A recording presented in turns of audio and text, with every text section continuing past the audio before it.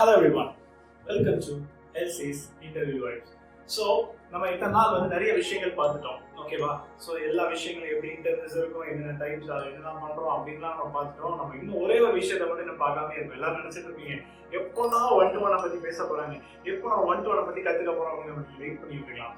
அதுதான் இப்போ வந்துடுச்சு இந்த டைம். ஸோ அந்த 1-to-1க்கு நம்ம போகிறதுக்கு முன்னாடி நிறைய ப்ரிப்பரேஷன், செல்ஃப் ப்ரிப்பரேஷன்ஸ் பண்ணணும். ஸோ அதுக்குரிய ஸ்ட்ராட்டஜிஸ்லாம் நம்ம இப்போ ரீசெண்டாக போயிட்டு இருக்கோம். ஸோ அந்த செல்ஃப் ப்ரிப்பரேஷனுக்கு இன்னும் ஒரு 5 வீடியோ 6 வீடியோ போகும். அதுக்கப்புறம் நம்ம ஒரு லைவ் செஷன்ஸாக 1-to-1 எப்படி இருக்கும், நாங்கள் ஆஃபீஸ்லேயே கூட உங்களுக்கு பண்ணி காட்டணும் பிளான் பண்ணிட்டு இருக்கோம். ஸோ அந்த மாதிரி ஒரு 1-to-1 கூட நீங்கள் பார்க்கலாம். ஸோ இதெல்லாம் நீங்கள் இப்போ கற்றுக்க போகிறீங்க.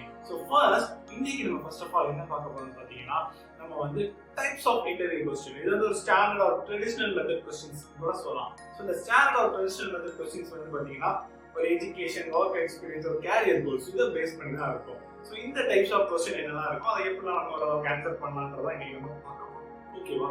ஸோ இந்த கொஸ்டின்ல ஃபர்ஸ்ட் கொஸ்டின் நம்ம பார்க்கறதுல என்னன்னு பார்த்தீங்கன்னா, tell me about yourself. So இந்த tell me about yourself அப்படின்னு நம்ம கேட்டோன்னே நம்மளோட ஆன்சர்ஸ் ரொம்ப ஷார்ட்டானா அது sir I'm dash, I'm from dash, I'm doing this அப்படின்னு நம்ம முடிப்போம். ஸோ இந்த மாதிரி ஒரு விஷயத்த நம்ம எப்படி எலாபரேட்டாக கூட சொல்லலாம் அப்படின்றத இந்த ட்ரெடிஷ்னல் கொஸ்டின்ஸ்ல நம்ம இன்னும் பார்க்கலாம், ஓகேவா? ஸோ அதுல ரெண்டாவது கொஸ்டின் நம்ம பார்க்கும்போது நம்ம ட்ரெடிஷனல் கொஸ்டின்ல என்ன கேட்பாங்கன்னா, what is your greatest weakness and strength. So இந்த வீக்னஸ் அண்ட் ஸ்ட்ரென்த் நம்ம ஒரு கிளவரா ஆன்சர் சொல்லலாம். ஸோ சார் என்னோட வீக்னஸ் நான் எப்படி சொல்லலாம் அப்படின்னு நீங்க கேட்கலாம். நான் ஒரு வீக்கஸ்ட் பர்சன், என்னோட ரொம்ப டைமுக்கு என்னால் ஒர்க் முடிக்க முடியாது, இல்லாட்டி நான் ரொம்ப பயப்படுவேன், ஸோ ஐ கெட் ஷிவர்ட், எனக்கு பேச முடியாது அப்படின்றதுலாம் வீக்னஸாக சொல்லவே கூடாது இன்டர்வியூல. ஸோ அதை அவாய்ட் பண்ணணும். ஸ்ட்ரென்த் அப்படின்னு வரும்போது நான் ஒரு பாசிட்டிவான பர்சன், நம்ம அது எதுனாலுமே சொல்லிக்கலாம் ஸ்ட்ரென்த்தை, ஸோ டைம் ஒர்க் முடிப்பேன். ஸோ நம்ம வீக்னஸை ஒரு டிஃப்ரெண்டான ஒரு மெத்தடில் சொல்லலாம். அது எப்படி அப்படின்னு நான் சொல்லித்தரேன்.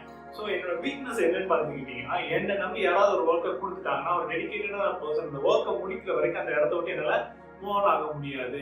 After completing the work only I can go to the next work. So அதனால என்னால ஒரு டெடிகேட்டட் பர்சன்னால நான் யார் என்னை நம்பி என்ன ஹெல்ப் கேட்டாலும் சரி, ஒரு ஒர்க்கை முடிக்க சொன்னாலும் அதை முடிக்க தான் செய்வேன் அப்படின்னு நமக்கு ஸ்ட்ராங்காக சொல்லணும் நம்ம வீக்னஸை. ஸோ இதுதான் என்னோட வீக்னஸாக நான் இது பண்ணுறேன். என்னை நம்பி யாராவது ஒரு வேலை கொடுத்தாங்க, அதை முடிக்காமல் என்னால் இருக்க முடியாது, அதை நான் கண்டிப்பாக முடிச்சுக்குவேன் நான் சொன்னால் அப்படின்ற மாதிரி நம்ம சொல்லணும். ஏன்னா அப்படி நம்ம சொன்னாதான் ஸோ இவன் நம்ம என்ன வேலை கொடுத்தாலும் முடிப்பான் அப்படின்ற மாதிரி நம்ம மேலே ஒரு ட்ரஸ்ட் அவங்களுக்கு வரும், ஓகேவா? அவங்களோட ஸ்ட்ரென்த் அப்படின்னும் அது நீங்கள் என்ன விஷயம்னாலும் சொல்லிக்கலாம். என்னோட பாசிட்டிவிட்டி, நான் ஒரு டீம் லீட், நான் நல்லா இது பண்ணணும் அப்படின்ற மாதிரி கூட நீங்கள் சொல்லிக்கலாம், ஓகேவா? நெக்ஸ்ட் கொஸ்டின் நம்ம why did you choose to interview with us? So why did you choose to interview with us அப்படின்னு நம்ம பேர் நிறைய ஸ்டூடெண்ட்ஸ் சில பேர் என்ன பண்ணுவாங்க, ஃபன்காக சொல்ற மாதிரி நான் எதுக்கு இன்டர்வியூக்கு வந்தேன் அப்படின்னு பார்த்தீங்கன்னா, சும்மா வேலை தராங்க, சேலரிக்காக வந்தேன் அப்படின்வாங்க. தயவு செஞ்சு இந்த மாதிரி பதில்களை அவாய்ட் பண்ணிடுங்க. ஏன் சொல்றேன்னா, இந்த மாதிரி ஒரு கேள்விகள் கேட்கும் போது என்ன உங்க மேல ஒரு பேட் இம்ப்ரெஷன் வரும். இதுக்கு பதில் சொன்னீங்கன்னா அது ஏன் இட்ஸ் மை ட்ரீம் கம்பெனி, நான் ஒரு நல்ல ஒரு ரெப்யூட்டடான கம்பெனி போகணும்னு நினைச்சேன், ட்ரீம் கம்பெனி போகணும்னு நினைச்சேன், ஒரு சாதாரண கம்பெனி போகணும் அது நம்ம ஊர்லேயே இருக்கு அப்படின்னா, ஸோ நான் என் ஊர்லேயே ஒர்க் பண்ணணும்னு நினைச்சேன், அதில் பெஸ்ட்டான கம்பெனி ஊரில் இருக்குன்னு நினைச்சேன். ஸோ அதுக்குனால தான் அவங்க கம்பெனி சூஸ் பண்ணேன். இது என்னோட லைஃப்க்கு, என்னோட கேரியருக்கு ஒரு நல்ல ஒரு ஸ்டார்ட் அப்பாகவும் இதாகவும் என் லைஃப் லாங் நான் இதில் ஒரு நல்ல ஒரு போஸ்டிங்கில் இருக்கணும்னு நினைக்கிறேன் அப்படின்ற மாதிரி சொல்லிடுங்க, ஓகேவா? நெக்ஸ்ட் பார்த்தீங்கன்னா, what did you like about the most your last job அப்படின்றத இது சப்போஸ் எக்ஸ்பீரியன்ஸ் கேண்டிடேட்டாக தான் கேட்கலாம்.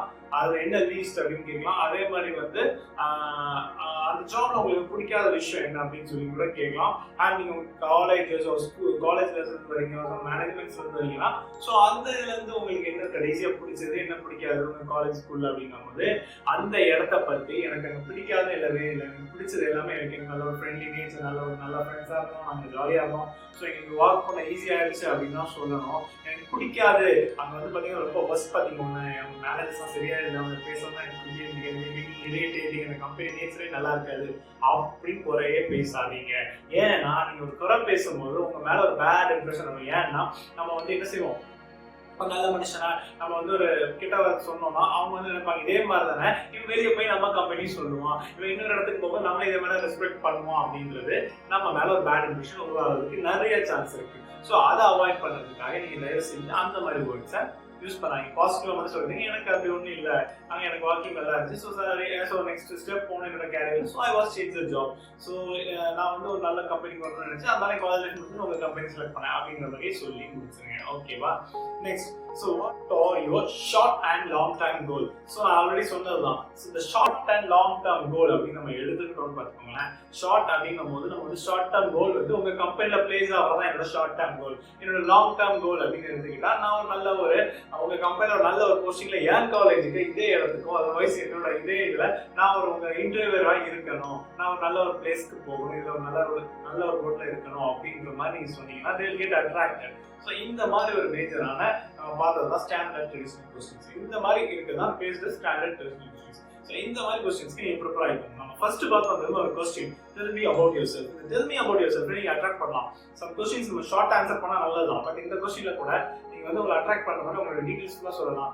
So hello sir, I am dash, my name is அப்படின்னு சொல்லி நம்ம இதை சொல்லிட்டு ஓகே ஐ எம் ஃப்ரம் அப்படின்ற மாதிரி சொல்லிட்டு so I completed my already my job experience அப்படின்னு சொல்லிட்டு so I was specially skilled in I have a very good leadership quality because I was being a good leader. I was acted as a team lead in this company. அப்படின்னு ஃபியூச்சர்ல லாஸ்டா ஒரு company work பண்ணிக்கலாம். அவங்க ஒரு team ஒர்க்கர்னா I was a good team worker because நீங்க போற job ஒர்க்குக்கு எதுக்கு ஏற்ற மாதிரி மேட்ச் ஆகுதோ அந்த இது நீங்க அதை சொல்லுங்க.